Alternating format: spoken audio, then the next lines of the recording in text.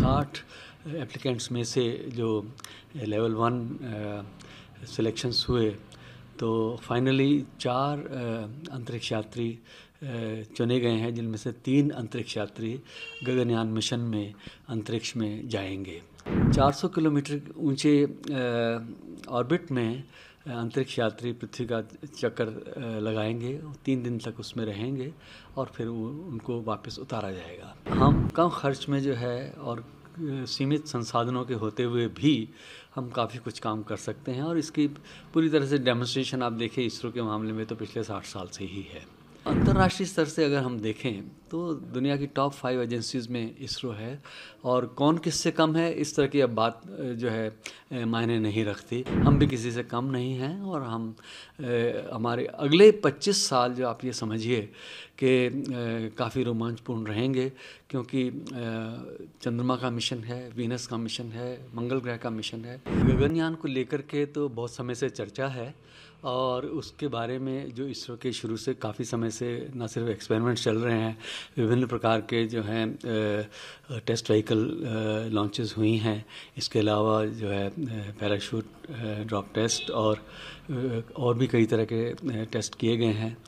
और जैसा कि आप जानते हैं कि शुरू में 60 एप्लीकेंट्स में से जो लेवल 1 सिलेक्शंस हुए तो फाइनली 4 अंतरिक्ष यात्री चुने गए हैं, जिनमें से 3 अंतरिक्ष यात्री गगनयान मिशन में अंतरिक्ष में जाएंगे।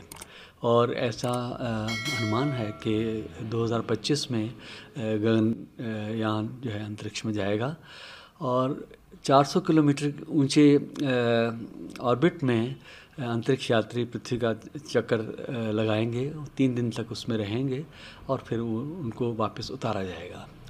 तो कहने की बात बहुत ही आसान है, लेकिन इस सब के पीछे जो है वर्षों की तैयारी है और आप ये समझिए कि जो हाईएस्ट टेक्नोलॉजी और टेक्नोलॉजिकल फ्रंटियर्स हैं उस पर काम चल रहा है। क्योंकि एक वजह है कि जो इंसानी ज़िंदगी है वो बहुमूल्य है, वो किसी भी कीमत पर उसको नुकसान नहीं पहुंचना चाहिए। अंतरिक्ष यात्री अंतरिक्ष में जाएं और सुरक्षित वापस आएं, उस दृष्टिकोण से ही इतने समय से ये तैयारी चल रही है। तो अब वो दिन दूर नहीं है जब गगन यात्री अंतरिक्ष में जाएंगे और एक बहुत लंबे समय से भारतीय सपना देख रहे थे वो पूरा होगा।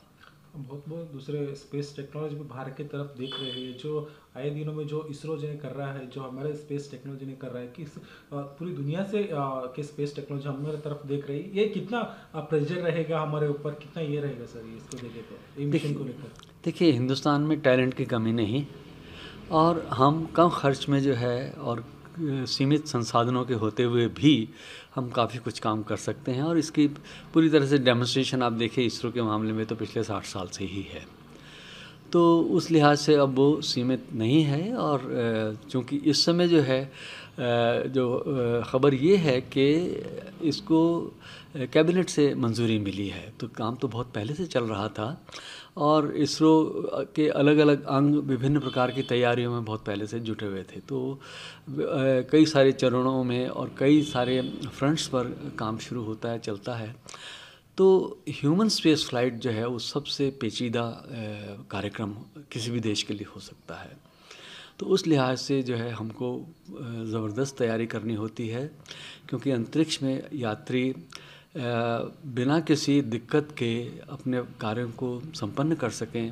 तो उनका लाइफ सपोर्ट सिस्टम और थर्मल सिस्टम और उनकी जो भी प्रोपल्शन मॉड्यूल है और दूसरे रिटर्न के लिए री एंट्री मॉड्यूल है, वो सब का जो है लिहाज से तैयारी होती है। तो इसरो के विभिन्न अंग उस दृष्टिकोण से काफ़ी हद तक एडवांस स्टेज में पहुँचे हुए हैं। तो अंतर्राष्ट्रीय स्तर से अगर हम देखें तो दुनिया की टॉप 5 एजेंसीज़ में इसरो है और कौन किससे कम है इस तरह की अब बात जो है मायने नहीं रखती। हर कोई एजेंसी अपने अपने स्पेशलाइजेशन रखती है, कोई किसी दिशा में आगे बढ़ गई, कोई किसी दिशा में आगे बढ़ गई। हम भी किसी से कम नहीं हैं और हम हमारे अगले 25 साल जो आप ये समझिए कि काफ़ी रोमांचपूर्ण रहेंगे, क्योंकि चंद्रमा का मिशन है, वीनस का मिशन है, मंगल ग्रह का मिशन है। इसके अलावा जो है जो इंफ्रास्ट्रक्चर के लिहाज से इसरो समय समय पर सैटेलाइट्स छोड़ते हैं, प्राइवेट सेक्टर इस दिशा में काफ़ी आगे बढ़ रहा है। तो आप समझिए कि चहुमुखी प्रगति हो रही है। सर ये गगनयान अगर सक्सेस होता है तो पूरी दुनिया को क्या मैसेज जाएगा सर, ये मिशन अगर सक्सेस होने के बाद, इसके बारे में? देखिए, चंद्रयान 3 जब सफलतापूर्वक जो है चंद्रमा की सतह पर उतर गया, तो सारी दुनिया ने एक बार मुड़ के देखा कि भारतीयों ने क्या कर दिया है।